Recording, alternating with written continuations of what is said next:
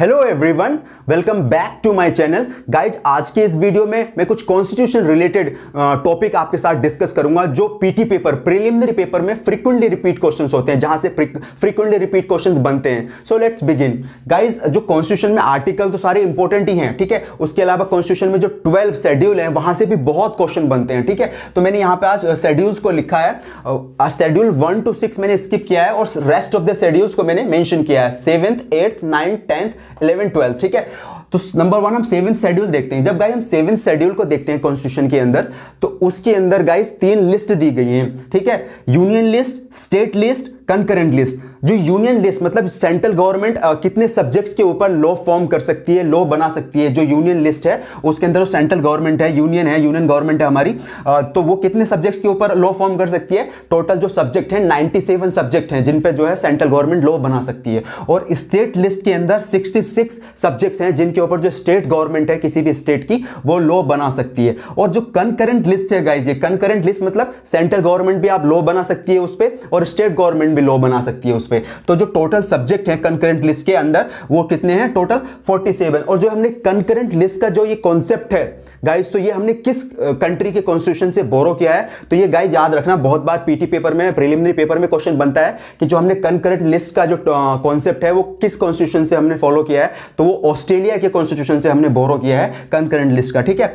जब हम ये हो गए गाइस लिस्ट, तो आप इन अच्छे से आप इनको देख लेना। 7th शेड्यूल है, उसके अंदर 3 लिस्ट है, यूनियन लिस्ट, स्टेट लिस्ट और कंकरेंट लिस्ट। कंकरेंट का जैसे आप एग्जांपल दूं तो मैं जैसे आप देखोगे सीआरपीसी, सीपीसी कंकरेंट लिस्ट के सब्जेक्ट है। वहां पे स्टेट गवर्नमेंट भी उन सब्जेक्ट्स के अंदर अमेंडमेंट कर सकती है, सीआरपीसी, सीपीसी के अंदर, या फिर जो सेंट्रल गवर्नमेंट है वो भी उनके अंदर अमेंडमेंट कर सकती है, ठीक है। तो वो एग्जांपल हो गए कंकरेंट लिस्ट के, सीपीसी और सीआरपीसी, ठीक है। Now coming to the 8th schedule. 8th schedule के अंदर गाइस जो लैंग्वेजेस का प्रोविजन है, जो सेमी ऑफिशियल लैंग्वेज है, टोटल लैंग्वेज कितनी है जो कॉन्स्टिट्यूशन के जो 8th शेड्यूल में दी गई है, उसमें है टोटल 22 लैंग्वेजेस, ठीक है। और बाद के जो लैंग्वेजेस हैं, जो बाद के लास्ट जो 4 लैंग्वेजेस ऐड ऑन की गई हैं उसके अंदर, तो उसमें देखो लास्ट की जो अभी लास्ट है, सबसे लास्ट जो लैंग्वेज उसमें ऐड ऑन की गई है, जो ऑफिशियल लैंग्वेजेस हैं शेड्यूल 8 के अंदर, वो है उर्दू। उर्दू जो लैंग्वेज है वो ऐड ऑन की गई थी। तो जो लास्ट की 4 लैंग्वेजेस हैं, सिंधी, तमिल, तेलुगु, उर्दू, ठीक है, वो 92 कॉन्स्टिट्यूशन अमेंडमेंट एक्ट से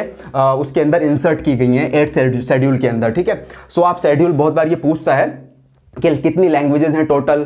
नेपाली क्या एक वो सेमी ऑफिशियल, यस नेपाली भी है इसके अंदर। जब आप 22 लैंग्वेज को आप देखोगे तो इसके अंदर नेपाली भी है, ठीक है।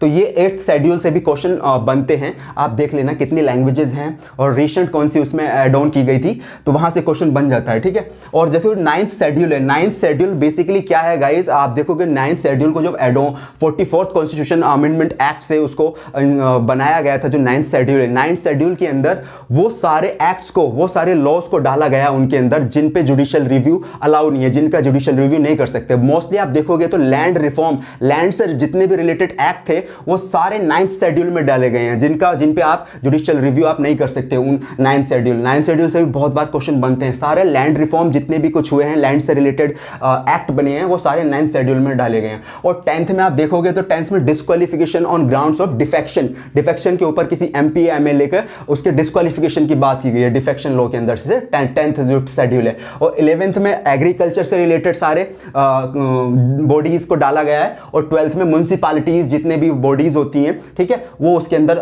शेड्यूल के अंदर डाला गया है। तो यहाँ 11th और 12th से भी क्वेश्चन पीटी पेपर में बन जाते हैं, ठीक है।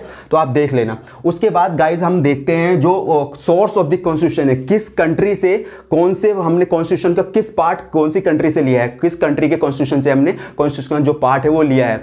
तो देखो नंबर 1 जो हमने पार्लियामेंट्री फॉर्म ऑफ सिस्टम है, पार्लियामेंट्री फॉर्म ऑफ सिस्टम है जो हमने ब्रिटेन के कॉन्स्टिट्यूशन से बोरो किया है। पार्लियामेंट्री फॉर्म ऑफ गवर्नमेंट जो है हमारा जो कॉन्सेप्ट है, जो पार्लियामेंट्री फॉर्म ऑफ गवर्नमेंट है, यहाँ पे पार्लियामेंट है, उसके 2 हाउसेज हैं, लोकसभा और राज्यसभा, ठीक है। तो वो हमने किसके कॉन्स्टिट्यूशन से फॉलो किया है, वो ब्रिटेन के कॉन्स्टिट्यूशन से हमने लिया है। और रूल ऑफ लॉ का जो कॉन्सेप्ट है वो भी हमने कहां से लिया है, ब्रिटेन के कॉन्स्टिट्यूशन से। जो यूएसएसआर है गाइस, ये यूएसएसआर पहले का जो आज का टाइम का रशियन फेडरेशन है, पहले ये यूएसएसआर होता था, इसमें बहुत सारी कंट्रीज होती थी यूएसएसआर के अंदर। इसका जो फुल फॉर्म है यूनियन सोवियत सोशलिस्ट रिपब्लिक। तो जो फंडामेंटल ड्यूटीज का जो कॉन्सेप्ट है ना, फंडामेंटल ड्यूटीज जो आप देखोगे आर्टिकल 51 में जो दी गई है, 11th टोटल ड्यूटीज हैं अभी करंट में। तो वो जो हमने कॉन्सेप्ट लिया था फंडामेंटल ड्यूटीज का, वो कहां से, हमने रशिया के उस टाइम के यूएसएसआर के कॉन्स्टिट्यूशन से बोरो किया था फंडामेंटल ड्यूटीज का। और साउथ अफ्रीका से हमने अमेंडमेंट, जो कॉन्स्टिट्यूशन के अंदर हम अमेंडमेंट करते हैं उसका प्रोसीजर हमने जो लिया है वो कहां से लिया है, साउथ अफ्रीका के कॉन्स्टिट्यूशन से। ये बहुत क्वेश्चन इस तरह के बहुत बनते हैं। आप उत्तराखंड का जब आप पैटर्न फॉलो करोगे जुडिशरी का एग्जाम का, तो आप देखोगे कि बहुत बार क्वेश्चन बने हैं इन सारे सोर्स ऑफ पावर से, हमने किस देश के कॉन्स्टिट्यूशन से कौन सा पार्ट लिया है कॉन्स्टिट्यूशन का, ठीक है। तो साउथ अफ्रीका से अमेंडमेंट हो गया, और जो जर्मनी का कॉन्स्टिट्यूशन से है हमने जर्मनी का उसमें इमरजेंसी का जो प्रोविजन है, इमरजेंसी आप पढ़ते हैं कॉन्स्टिट्यूशन में, आप जब पढ़ोगे 352 54 60 वाला जो इमरजेंसी है, तो वो सारा जो इमरजेंसी का प्रोविजन है वो सारा जर्मनी के कॉन्स्टिट्यूशन से लिया है। और यूएसए का बहुत बड़ा एक मेजर चंक हमने लिया है यूएसए के कॉन्स्टिट्यूशन से। फंडामेंटल राइट्स हमने यूएसए के कॉन्स्टिट्यूशन से लिए हैं। जुडिशियल रिव्यू का जो कॉन्सेप्ट है वो भी हमने यूएसए के कॉन्स्टिट्यूशन से लिया है। और इंडिपेंडेंट ऑफ जुडिशरी, जो जुडिशरी की इंडिपेंडेंट है उसके भी, वो भी हमने यूएसए के कॉन्स्टिट्यूशन से लिया है, ठीक है। और जो ये देखो, आप देखोगे जब प्रीवियस ईयर्स के क्वेश्चन पेपर उठा के उत्तराखंड के, तो ये क्वेश्चन आया है कि हमने आयरलैंड, जो डीपीएसपी का जो कॉन्सेप्ट है, directive principles of state policy का जो कॉन्सेप्ट है, वो हमने किस देश के कॉन्स्टिट्यूशन से बोरो किया है, तो वो आयरलैंड के कॉन्स्टिट्यूशन से हमने लिया है डीपीएसपी कॉन्सेप्ट, ठीक है। और फ्रांस से गाइज हमने आइडियल ऑफ लिबर्टी, फैटर्निटी और इक्वालिटी का जो कॉन्सेप्ट है प्रेम्बल के अंदर, सो वो हमने लिया है फ्रांस कॉन्स्टिट्यूशन से। और ऑस्ट्रेलिया का मैंने आपको बता दिया, ऑस्ट्रेलिया के जो कॉन्स्टिट्यूशन से हमने कनकरेंट लिस्ट का जो कॉन्सेप्ट है, जो आप 7th शेड्यूल में पढ़ते होंगे, वो हमने कॉन्सेप्ट कहां से लिया है, वो हमने लिया है ऑस्ट्रेलिया की कॉन्स्टिट्यूशन से। और कनाडा से हमने जो गवर्नर को अपॉइंट करती है बाय द सेंट्रल गवर्नमेंट, वो सारा हमने कनाडा से हमने फेडरेशन, मतलब फेडरल जो स्ट्रक्चर्स है वो भी हमने थोड़ा सा कनाडा के हमने फॉलो किया है। और जापान का जो गाइज कंट्री से हमने जो फॉलो किया है, कंट्री से हमने लिया है जो कॉन्सेप्ट, जापान कंट्री से, जापान के कॉन्स्टिट्यूशन से हमने लिया है, वो प्रोसीजर एस्टैब्लिश बाय लॉ का जो कॉन्सेप्ट है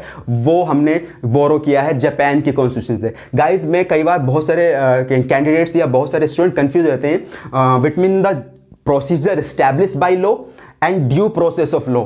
क्या डिफरेंस है इसमें, तो मैं आपको थोड़ा सा क्लियर कर देता हूं। प्रोसीजर एस्टैब्लिश बाय लॉ क्या होता है और ड्यू प्रोसेस ऑफ लॉ क्या होता है। देखो, पहले हम जो फॉलो कर रहे थे कि प्रोसीजर एस्टैब्लिश बाय लॉ, अगर कोई भी एक्ट बना है तो जुडिशरी देखती थी कि वो एक्ट ठीक तरह से, जो एक्ट बनाया गया है उसके अंदर जो प्रोसीजर है वो फॉलो हुआ है कि नहीं हुआ, ठीक है। सपोज करो किसी क्रिमिनल को हमें कन्विक्ट करना है, तो क्रिमिनल एफआईआर जो सीआरपीसी है, ठीक है, वो फॉलो किया गया है कि नहीं, जो प्रोसीजर दिया हुआ है क्रिमिनल प्रोसीजर कोड के अंदर, अगर किसी एक्यूज को कन्विक्ट करना है तो वो प्रोसीजर फॉलो हुआ है कि नहीं, तो जुडिशरी चेक करती थी कि वो फॉलो हुआ है कि नहीं, तो वो हो गया प्रोसीजर एस्टैब्लिश बाय लॉ। जैसे आप आर्टिकल 21 पढ़ते होंगे कि no person shall be deprived of his life and personal liberty except according procedure establish by law.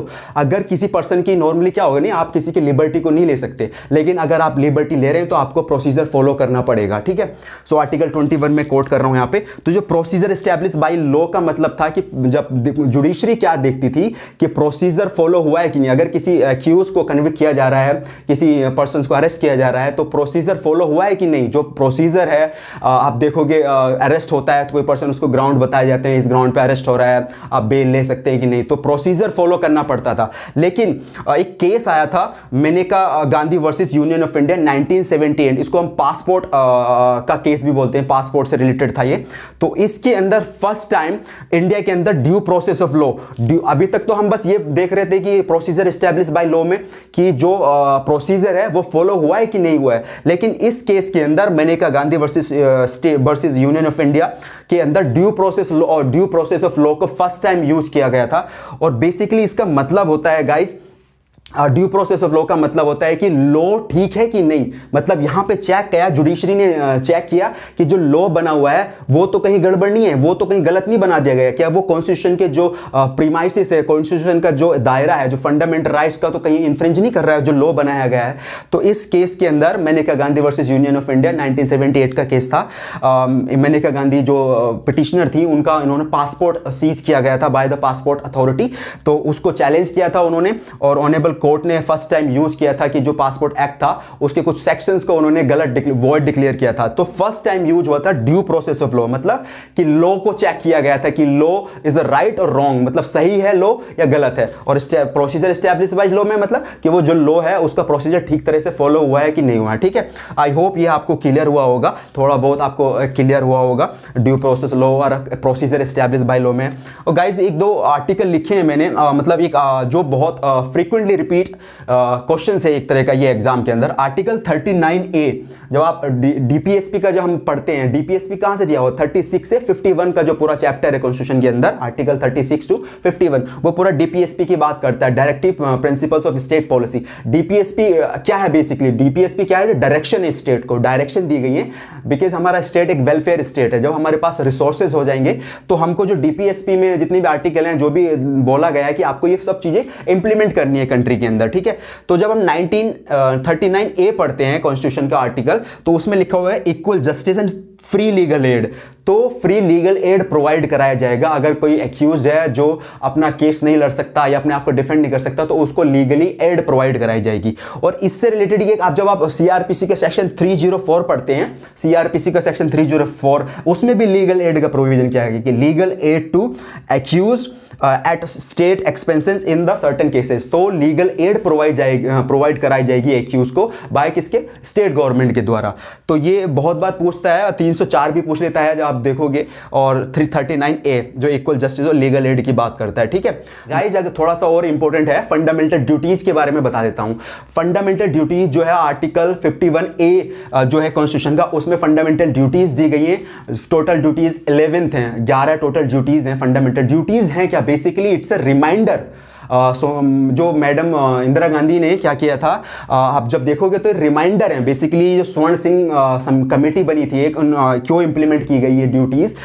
Because ये रिमाइंडर है, बिकॉज सिटीजन्स को कि आप जब डेमोक्रेसी इंजॉय कर रहे हैं, आप फंडामेंटल राइट्स को इंजॉय कर रहे हैं, तो आपको रिमाइंड कराया गया है कि आपको कुछ चीजें हैं जिनकी आपको रेस्पेक्ट करनी है। ठीक है, तो वो एक बेसिकली इट्स अ रिमाइंडर, जो सिटीजन्स को रिमाइंड कराया गया है कि आपको कुछ चीजों की रेस्पेक्ट करनी है। सो टोटल कितनी है? 11 ड्यूटीज हैं। और ठीक है, और इंपॉर्टेंट ड्यूटीज होती हैं, बहुत बार पीटी पेपर, प्रीलिमिनरी पेपर में क्वेश्चन बनते हैं।